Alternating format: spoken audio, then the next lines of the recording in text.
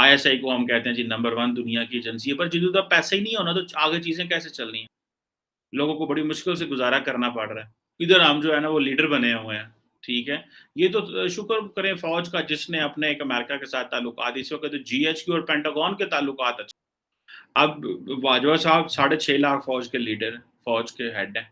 Normally इस तरह की खबरें बाहर नहीं आती लेकिन this is a big big breaking और वो ये है कि पाकिस्तान की आर्मी चीफ जनरल बाजवा ने रिक्वेस्ट की है अमेरिकन एडमिनिस्ट्रेशन जिसमें व्हाइट हाउस और ट्रेजरी डिपार्टमेंट है अमेरिका का कि वो जो आईएमएफ ने पाकिस्तान को 1.2 बिलियन डॉलर की सप्लाई करनी है उसको लोन प्रोग्राम को रिज्यूम करें because Pakistan is on the verge of collapse.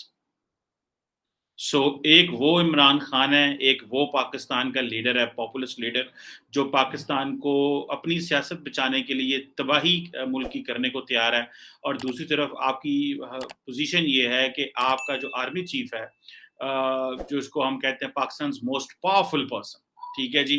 वो अमेरिका से रिक्वेस्ट कर लें और तरले पान डे ने कि जनाब ਜਿਹੜਾ ना सानू डिफ़ॉल्ट हो जाएगा तो हमें ये पैसे दे दें। और सुनने में आया है कि आर्मी चीफ जनरल बाजवा की जो US deputy secretary of state Wendy Sherman है, ये उनसे बात हुई है।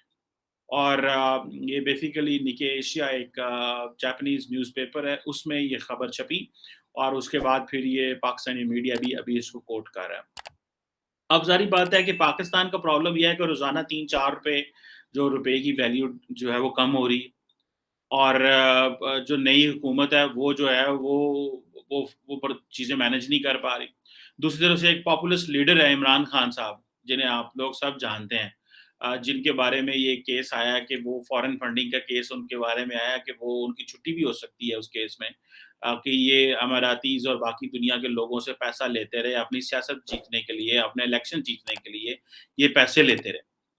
अच्छा, अब की पोज़ीशन ये है कि अब बाजवा साहब कॉलें कर रहे हैं, अमेरिकन्स को कह रहे हैं कि सानू $1.5 अरब डॉलर, सवा अरब डॉलर दे दो, नहीं तो अपनी हालत बड़ी ख़राब है। और दूसरी तरफ जो है वो हम अमेरिका को गालियाँ निकाल रहे हैं और सड़कों पे आके तू ते मैं ते फलाना अमेरिका ते इंज ते छड्डांगे नहीं, ओए अमरीकियो ते ये तो वो कर रहे हैं। So this is a very very जिसे कहते हैं ना वरीड एक सर्कमस्टांसेस है। अब आपकी इकोनॉमिक सिचुएशन जो है वो कंट्रोल से वो 6 अरब डॉलर का उन्होंने पैकेज दिया हुआ है। ठीक है जी। ठीक है पाकिस्तान में जो ताकत है वो फ़ौज के पास है, इसका तो पूरी दुनिया को पता है, इससे तो वो करने को मसला ही नहीं है। और बहुत सारे पाकिस्तानियों का एतराज़ ये है वो जनाब जब अमेरिकन्स और वेस्टर्न डिप्लोमेट्स और हेड्स ऑफ स्टेट्स आते हैं, तो जब वो रावलपिंडी में एयरपोर्ट से उतरते थे, तो वो जीएचक्यू की तरफ आ जाते थे, वो प्राइम मिनिस्टर हाउस नहीं आते थे। ये हमारा बड़ा है।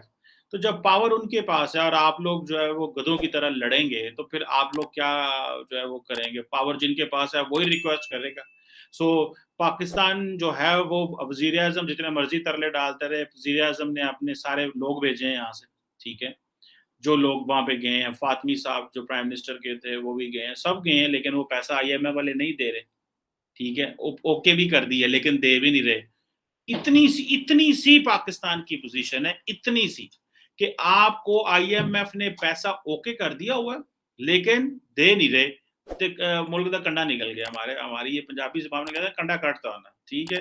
मतलब फारग हो गए हैं। अब स्टाफ लेवल जी अप्रूवल हो गई है, ठीक है जी। ये वो $6 बिलियन डॉलर की एक्सटेंडेड फंड फैसिलिटी थी जो पाकिस्तान को उन्होंने कहा था कि हम करेंगे। लेकिन अगर डॉलर ही पाकिस्तान में उसके रुपए की वैल्यू कम हो जाएगी तो फिर हम क्या करेंगे? क्योंकि पाकिस्तान के लिए जो सबसे बड़ा मसला वो टाइम है। इन्फ्लेशन बढ़ती जा रही है, ठीक है जी। पाकिस्तान को अगर इमीडिएट एक लाइफ़लाइन नहीं मिलती, ठीक है जी, तो हम फ़ारग हो जाएँगे। आपके foreign exchange reserve $9 billion dollar से भी कम हो, तो जितना फॉरेन एक्सचेंज रिज़र्व कम होता है, उतना ज़्यादा रुपए पे प्रेशर पड़ता है। जब रुपए पे प्रेशर पड़ता है, रुपया और गिरता है और वो बाद में वो चीज़ें कैसे होंगी? अब रिसेंटली जो मैं आपसे बात भी कर रहा था कि एस-एंड-पी जो ग्लोबल क्रेडिट रेटिंग कंपनी है, उन्होंने पाकिस्तान की जो क्रेडिट रेटिंग है, वो नेगेटिव कर दी हुई है। From stable to negative, stable to यानी कि अब हम स्टेबल भी नहीं रहे। सो अब आईएमएफ क्या कह रहा है? आईएमएफ कह रहा है जी ठीक है, स्टाफ लेवल की तो अप्रूवल हो गई है, लेकिन बोर्ड लेवल की अप्रूवल नहीं हुई। तो staff level approval and board level approval में फ़र्क है। सो बोर्ड लेवल अप्रूवल जो है वो टाइम लगेगा। अब स्टाफ लेवल की अप्रूवल करके तो भेज दी है जी, आप पाकिस्तान ये दे बड़े खुश होना है, नारे मारना है, अप्रूवल होगी, स्टाफ लेवल अप्रूवल होगी। लेकिन वो कह रहे हैं बोर्ड लेवल की अप्रूवल होगी। सो अब वो कह रहे हैं कि जो स्टेक होल्डर है, अब प्रॉब्लम ज़ाहिर बात है अमेरिकन का ही है फिर।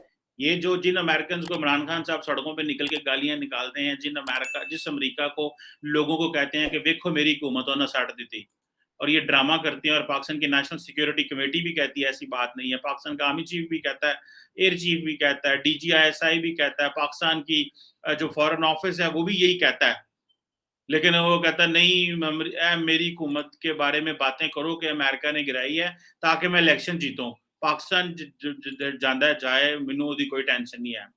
अब वो IMF अप्रूवल तब देगा जब स्टेक होल्डर्स जो होती हैं, जिनके वोट होते हैं उस क्या नाम है बोर्ड लेवल की मीटिंग में, जब वो बोर्ड जिसमें जिसमें मुख्तलिफ ममालिक के स्टेक्स हैं, अमेरिका के भी इसमें स्टेक्स हैं, जब वो फाइनल अप्रूवल नहीं देगा तो पैसा नहीं आएगा। स्टाफ ने तो कह दिया ठीक है जी, निटी-ग्रिटीज़ हमने सारी कर ली, जो हमने पाकिस्तान को कहना था। उन्होंने हमें कह दिया जी कि सब्सिडीज़ खत्म करो, तेल की कीमतें बढ़ाओ, बिजली की कीमतें बढ़ाओ, गैस की कीमतें बढ़ाओ, टैक्सेस लगाओ, वो सारा उन्होंने कर लिया। वो हमें कह के उन्होंने सानू डंडा मार-मूर के, वो इन्फ्लेशन जो है, वो महँगाई पाकिस्तान में अरूज पे चली गई है। आगे बोर्ड खामोश है क्योंकि बोर्ड में फिर वो मुल्क बैठ रहे हैं। पैसे किन्ने ने थोड़े जे, $1.2 बिलियन का पैसा है। ठीक है जी। सो ये क्वेश्चन बड़े इंपॉर्टेंट है। उधर से पॉलिटिकल स्टेबिलिटी आ नहीं रही। अब अमेरिका जो सबसे बड़ा स्टेक होल्डर है इसमें, जब से ये IMF बना है। अमेरिकन हमेशा पाकिस्तान को फंडिंग करते रहे, वो करते रहे, वोटिंग करते रहे। और आपको पता है कि जो उस वक़्त ट्रम्प दौर के जो सेक्रेटरी ऑफ स्टेट थे, माइक पोम्पियो, उन्होंने एक बड़ी क्लियर रिज़र्वेशन थी।